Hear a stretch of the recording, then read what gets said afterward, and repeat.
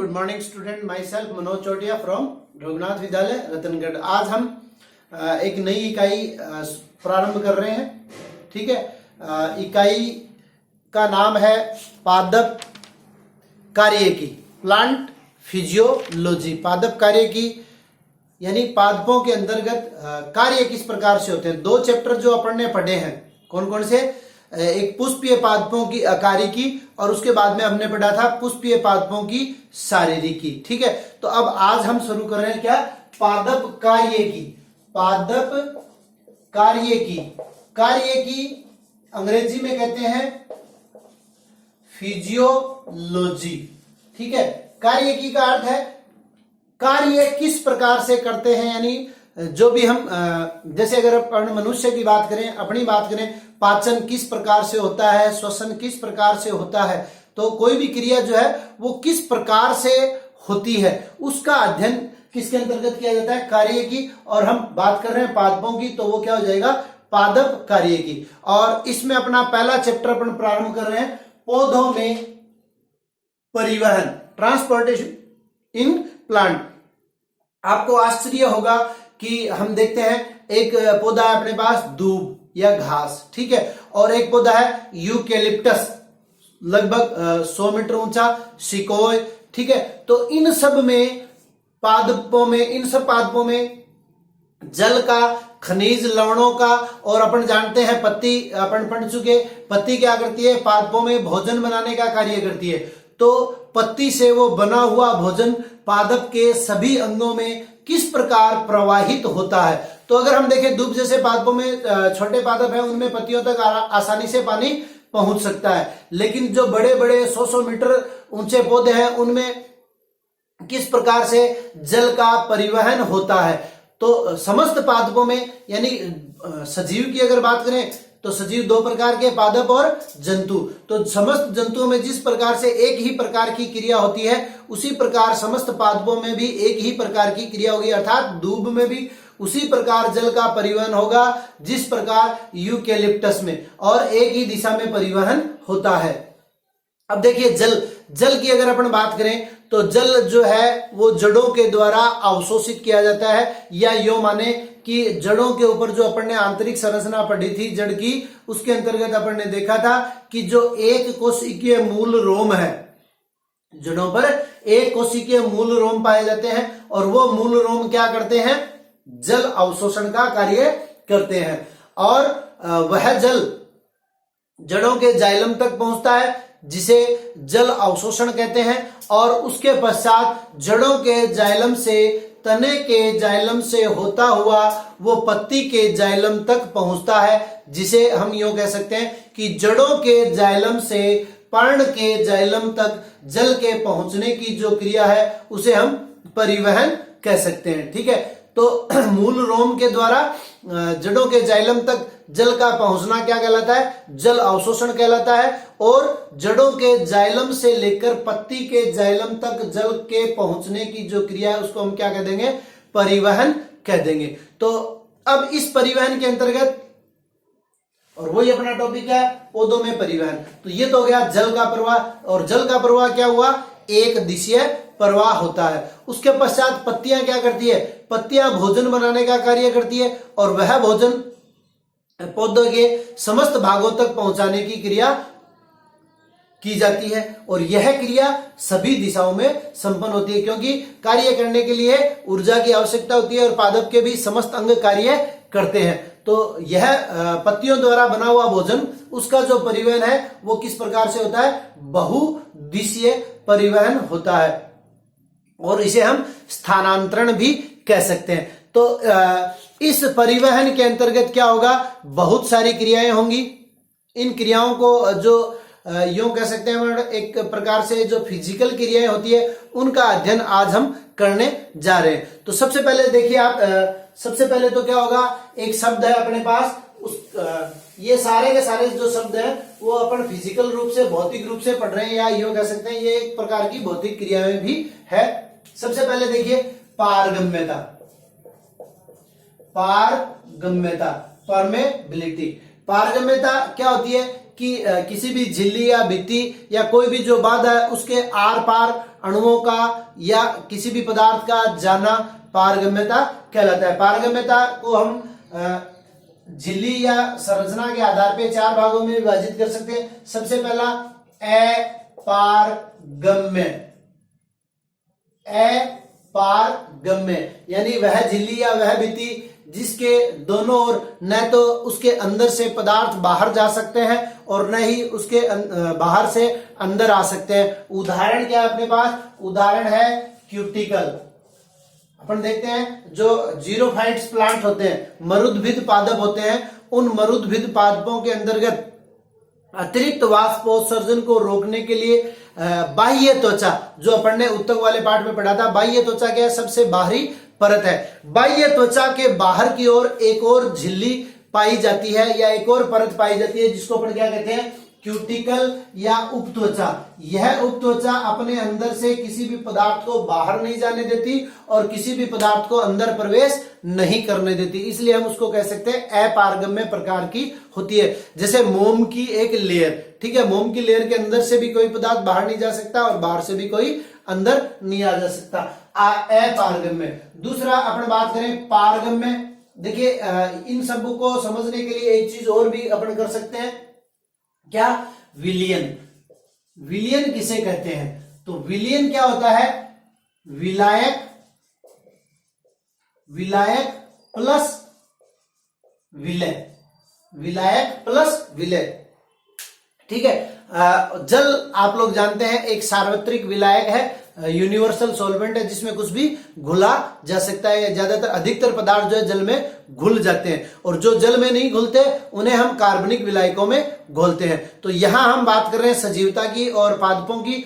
तो पादप क्या है? सजीव है और इसके अंतर्गत जो विलायक है वो क्या पाया जाता है? वो जल ही पाया जाता है। अब जल में कुछ भी घुला हुआ है तो जो घुला हुआ है वो तो क्या हो गया? विलय, और जिसमें घोला गया है वो क्या हो गया? विलायक, और दोनों को मिलाकर हम क्या कह देते हैं? विलयन। जैसे एक प्रकार से आप यूं समझ सकते हो कि अपने जो नींबू पानी होता है, शिकंजी होती है, उसके अंदर अपन चीनी घोलते हैं, नींबू घोलते हैं और पानी, तो पानी यहां क्या हो गया? विलायक हो गया, और नींबू का जो रस है वो विलय हो गया, और चीनी क्या होगी? विलय होगी। तो ये एक प्रकार का क्या हो गया? मिश्रण, ठीक है। तो यहां 2 विलायक है और बना क्या? विलयन। तो यहां विलायक क्या हुआ? जल, ठीक है। अब इसकी बात हमने क्यों की, ये इस पारगम्यता के अंतर्गत अपन देखेंगे। अब देखिए पारगम्य, तो जो पादपों के अंदर क्या पाई जाती है? पादपों के अंदर पाई जाती है कोशिका भित्ति, कोशिका भित्ति या सेल वाल। ये अपन चर्चा कर चुके कि पादप कोशिका के चारों ओर क्या होती है?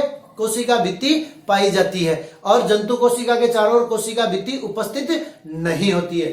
तो ये जो कोशिका भित्ति होती है ये पारगम्य प्रकार की होती है, अर्थात कोई भी इसके अंदर से आए कोई भी जाए, ये किसी का विरोध नहीं करती। जैसे अगर हम उपत्वचा की बात करें तो उपत्वचा क्या करती है? उपत्वचा किसी को भी नहीं आने जाने देती, तो वो अपारगम्य होगी। और ये कोशिका भित्ति जो है वो क्या करती है? सबको, कोई भी आओ कोई भी जाओ, दरवाजे जो है सबके लिए खुले हुए हैं, तो वो क्या होगी? पारगम्य। उदाहरण सेल वॉल। तीसरा है अर्ध पारगम्य। अर्ध पारगम्य उदाहरण कोशिका झिल्ली, सेल मेम्ब्रेन। अब सेल मेम्ब्रेन क्या करती है?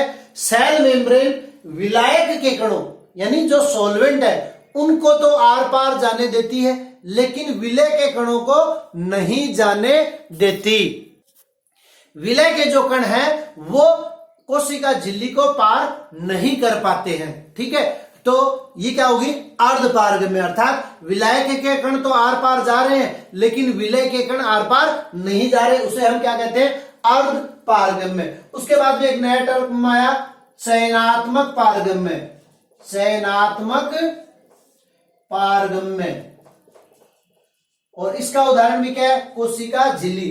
कालांतर में जब वैज्ञानिकों ने और अधिक अध्ययन किया तो उन्होंने देखा कि कोशिका झिल्ली जो है वो कुछ कणों को यानी विलय के कणों को भी आर पार आने देती है, या जो जीव द्रव्य है, जीव द्रव्य के कुछ कण बाहर जाते हैं और जीव द्रव्य में कुछ कण अंदर भी आते हैं। तो इसका मतलब क्या हो गया, यही कोशिका झिल्ली क्या होगी, चयनात्मक पारगम्य होगी। अर्थात कोशिका झिल्ली क्या करती है, स्वयं चयन करती है कि कौन से पदार्थ को इसके अंदर से आने देना है और कौन से पदार्थ को इसके अंदर से नहीं आने देना। तो इस क्रिया को हम क्या कहते हैं, चयनात्मक पारगम्य। यानी कोशिका झिल्ली क्या करती है, चयन करती है कि किसे अंदर जाने देना है, किसे अंदर नहीं जाने देना, किसे बाहर निकलने देना है, किसे बाहर नहीं निकलने देना। तो इस प्रकार पारगम्यता अपने पास 4 प्रकार की, अपारगम्य, पारगम्य, अर्धपारगम्य और चयनात्मक पारगम्य। उसके पश्चात अपना अगला टॉपिक है परिवहन के माध्यम। ठीक है, और परिवहन के माध्यम के अंतर्गत हम विसरण,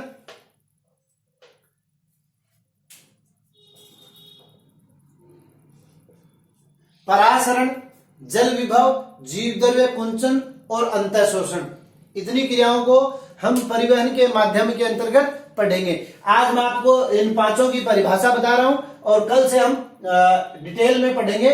सबसे पहले विसरण को, फिर परासरण को, फिर जल विभव को, फिर जीव द्रव्य कुंचन को, फिर अंतःशोषण को।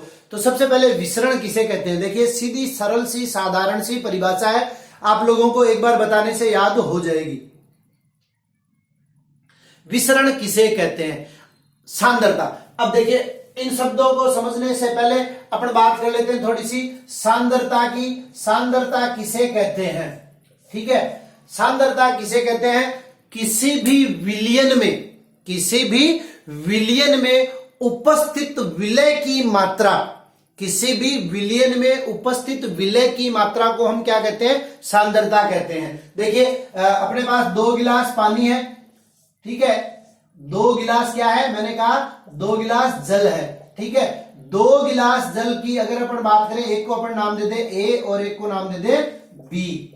अब पहले वाले गिलास में क्या है, 5 ग्राम चीनी घुली हुई है, 5 ग्राम चीनी घुली हुई है, और दूसरे में 10 ग्राम चीनी घुली हुई है, ठीक है। अब हमने क्या कहा, सांद्रता हम किसे कह रहे हैं, किसी भी विलयन में। अब चीनी घुली हुई है तो चीनी क्या होगी, विलय होगी, और जल क्या हो गया, विलायक हो गया। तो विलय प्लस विलायक को क्या कहेंगे अपन, विलयन, ठीक है। अब सांद्रता की बात करते हैं, तो हमने कहा किसी भी विलयन में उपस्थित विलय की मात्रा, तो यहां पर क्या है 5 ग्राम है, यहां पर क्या है 10 ग्राम है। तो 10 ग्राम बी यानी बी गिलास की सांद्रता क्या होगी, अधिक होगी, ए गिलास की सांद्रता क्या होगी, कम होगी। तो सांद्रता क्या हुई, किसी भी विलयन में उपस्थित विलय की मात्रा को हम क्या कहते हैं, सांद्रता कहते हैं। और सांद्रता किसकी ज्यादा है, यहां बी की सांद्रता ज्यादा है, ए की सांद्रता क्या है, कम है। तो सांद्रता शब्द आपके समझ में आ गया। अब देखिए विसरण, विसरण किसे कहते हैं, अधिक सांद्रता से कम सांद्रता की तरफ पदार्थों का प्रवाह क्या कहलाता है, विसरण। अधिक सांद्रता यानी अगर हम इन दोनों के बीच में क्या कर दे, एक नलिका लगा दे, और दोनों के मध्य क्या है,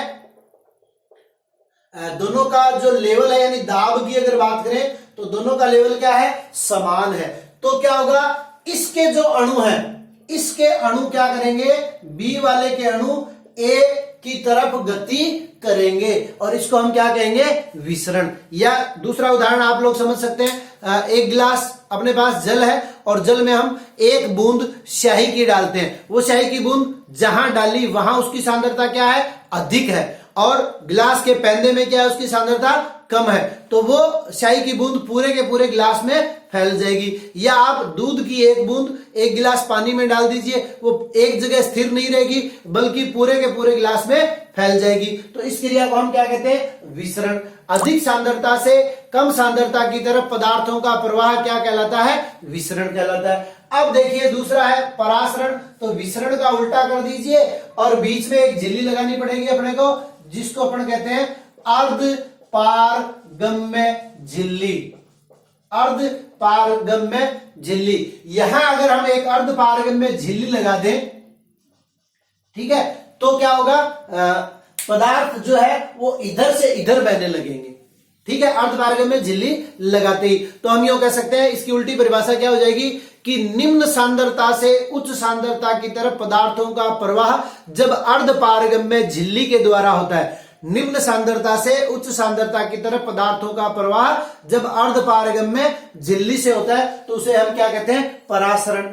उसके बाद में जल विभव, किसी भी पदार्थ के अंतर्गत अपनी स्वयं की एक स्वतंत्र ऊर्जा होती है और वो ऊर्जा क्या करती है, उसको बहने के लिए मदद करती है या बहने को प्रेरित करती है। जैसे मान लीजिए एक गिलास पानी है, उसको अपन ने एक सरफेस पे बहा दिया, अब वो कितनी दूर तक बहेगा। और दूसरी बात, उसी जल, एक गिलास जल में हम खूब सारी चीनी घोल लें और फिर उनको समान फोर्स से बहाएं तो वो कितनी दूर तक बहेगा। तो जिसमें चीनी घुली हुई है वो कम दूरी तक जाएगा और जो शुद्ध जल है वो अधिक दूरी तक जाएगा। अर्थात किसी भी पदार्थ में विलय की मात्रा मिलाए जाने के कारण उसके प्रवाह की दर में क्या आ जाती है, कमी आ जाती है। या हम यूं कहें कि अपनी शुद्ध अवस्था में कोई भी विलायक जो है उसकी प्रवाह की दर सर्वाधिक होती है और उसी को अपन क्या कहते हैं, अगर जल की बात करें तो वो हो गया जल विभव। फिर जीव द्रव्य कुंचन, तो परासरण की क्रिया के द्वारा या बहिपरासरण की क्रिया के द्वारा आगे अपन विस्तार से पढ़ेंगे, तब मैं आपको बताऊंगा। अभी आप इतना याद रखो कि कोई भी कोशिका है और कोई भी कोशिका के अंदर से जब जल बाहर निकल जाता है तो इसका जीव द्रव्य जो है वो सिकुड़ जाता है। इसे हम क्या कहते हैं, जीव द्रव्य कुंचन। तो यूं कह सकते हैं, किसी कोशिका को जब अति पराशरी विलयन में रखा जाता है तो बहिपरासरण की क्रिया के द्वारा जल जो है बाहर निकल जाता है और जीव द्रव्य सिकुड़ जाता है, इसे जीव द्रव्य कुंचन कहते हैं। अंतः शोषण, अंतः शोषण एक पूर्णतः भौतिक क्रिया है। निर्जीव पदार्थों के द्वारा जब वातावरण में उपस्थित नमी को अवशोषित किया जाता है तो उसे हम अंतः शोषण कहते हैं। जैसे बरसात के दिनों में अपने घरों में जो लकड़ी के बने हुए खिड़की और दरवाजे हैं वो फूल जाते हैं, बंद करने में, खोलने में उनको कठिनाई अनुभव होने लगती है सॉरी, तो वो किस क्रिया के कारण, अंतः शोषण। ठीक है, तो ये परिवहन के माध्यम है, इनका अपन एक एक का विस्तार पूर्वक अध्ययन करेंगे। तब तक के लिए धन्यवाद।